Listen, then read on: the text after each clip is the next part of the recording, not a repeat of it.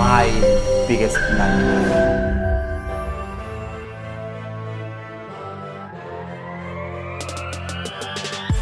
The biggest blunder I've done in business. My definite biggest blunder.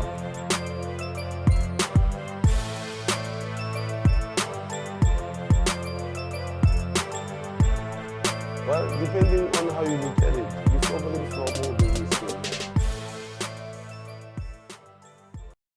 So the year is 2012, 10 years ago. I've just resigned from a job that I've been doing for about 7 years in the pharmaceutical industry. When my sister phones me to tell me about a business opportunity, at the time, I was running an events company. You know, it was still in its infancy, but it was doing okay. So she tells me about this opportunity, and I decided to take a look at it.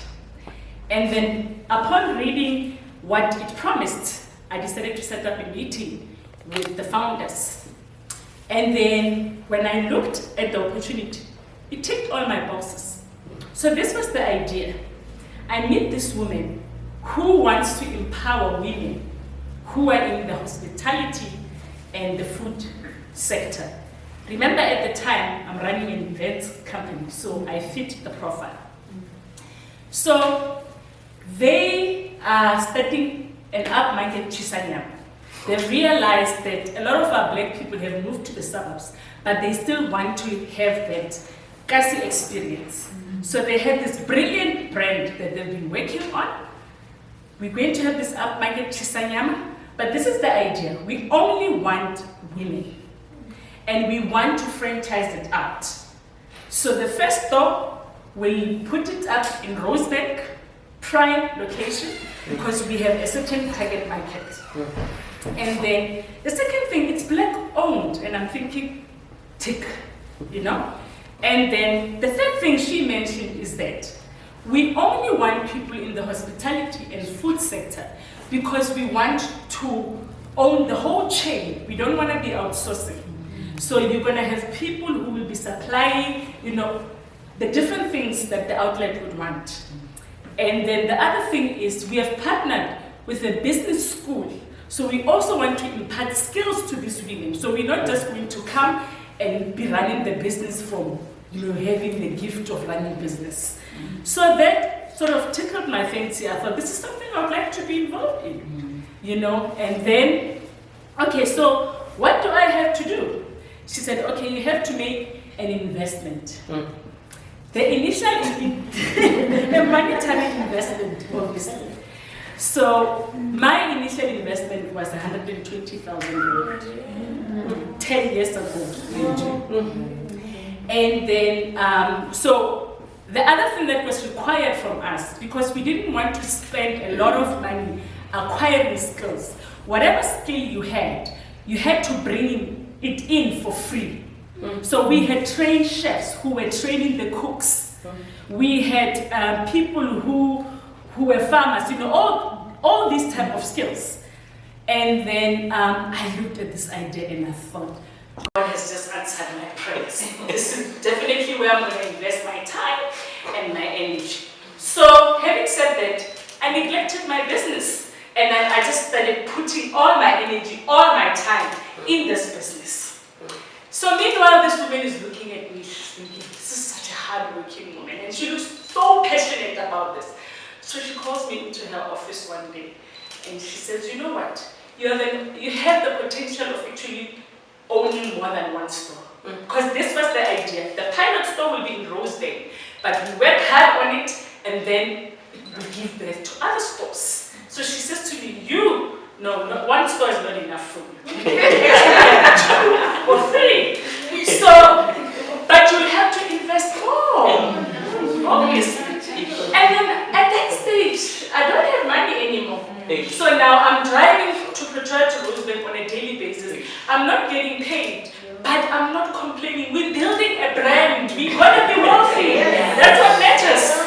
So then she says, no, but you've got siblings. You've got a family. You know, think about it. They can actually become silent partners. They don't have to be involved in the everyday running of the business. And I'm thinking, oh, my siblings, they're too academic, they won't even entertain the idea. Of course they didn't. And then who's the next people? My poor parents. My parents had just, they had just started their retirement. And then I pitched the idea to them. My father was very doubtful. Yeah. My mom being a risk taker, we both, managed to persuade them. 240,000 rand later, they are silent partners. We are in this thing, we're running it, and everything seems fine except that we are not getting paid. But how can we want to be paid? After all, we understand business. This is still the building phase. We are going to get to that stage where we become very rich. And then, but you have that doubt.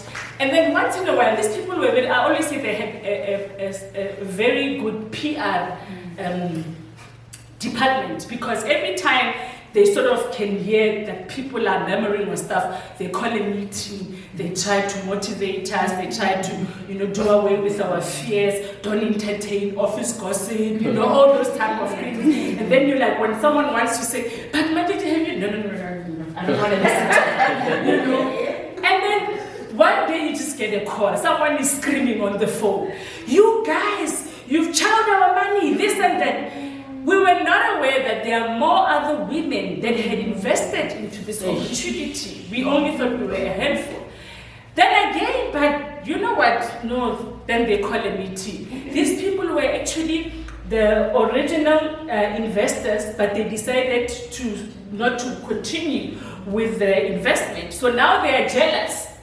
Because I headed the events department, I was one of the faces of the brand. So a lot of people associated the brand with me. They actually thought it was my business. So I got in trouble a lot of times. On Facebook, it was me, marketing. As a result, I brought in so many events that actually became the marketing tool. Just to give you an idea of, it was such a brilliant idea, to be honest. It was a good opportunity. We were in Rosebank. We were next to a recording studio. A lot of celebrities held their events there. So word of mouth quickly went out that there's this nice place. We also had provided services where we bring the bride experience to you. We come and we bring you that bride in the comfort of your home with a chef. Everything was, brilliant. But then, like I said, the cracks started showing. You see, but then we're not making money. And you're also tired of asking. And the family is also wondering, this person is a businesswoman, why is she asking money from us? And then one day you're in the office, someone barges in, goes to the main shareholder's office, screaming, shouting, you're a scammer, this and that. And then the day we woke up to reality, we get to the outlet itself. There's a huge chain and a huge lock and a letter from the sheriffs. As they say, the rest is history. Now we started to really this one is, but you remember that time I said, now we started to fill in the gaps, but it's too late. And then we had to contact lawyers to try and see if we can't get anything out of our investment. And the first shock we got, the brand was not even these people's brand. So they had stolen the idea from someone else. The second thing is, even if they wanted to attach something so that we could be reimbursed, they didn't own anything. From the house that we knew in Bryanston, the cars, everything was rented. So they were really, really good at what they were doing. So the lawyer said to us, see, the suppliers have got to be given first preference. We are going to sell whatever we can within the outlet, but you will be the last people to be considered because you are shareholders. So to cut a long story short, we walked away from the deal with nothing. It set me back big time. I mean, it's not only the 360,000 rand, if you can think about it. I had to put fuel in my car every single day. I had debt, I had all that. I lost my self-confidence. And now I have to go back to the same people because I'm not the only one that lost money. I have to now explain to my parents that that day, and looking at my dad with that I told you so face, And it was such a major setback in life because I eventually had to sell my house and relocate back to Polokwane. I was based in Gauteng to live with the same parents, the same dad that's told me I told you so. But I really also learned lessons out of it. And the first one is you have to do your homework. You have to do your homework.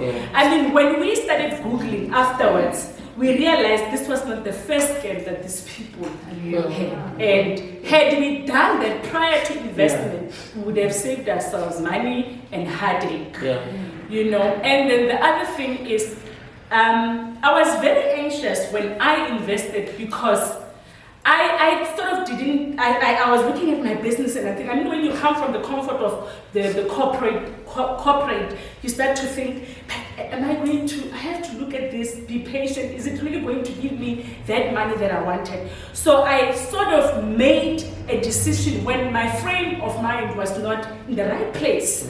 I acted out of anxiety. So make sure that your state of mind it's proper before you make such big decisions. That's another lesson that I learned. And then I also learned that having a sound board helps, because this is the thing. At one stage, because I wanted to acquire as many outlets as I could, at one stage I was ready to put my house on sale so that I can invest more in the business. Then my brother stopped me. So it's important to have a sounding board because then you come back to reality, you come to your senses, and then it helps you not to make decisions that you cannot be able to recover from. So yeah, that was the biggest blunder of my life, and I hope that nobody makes the same mistake.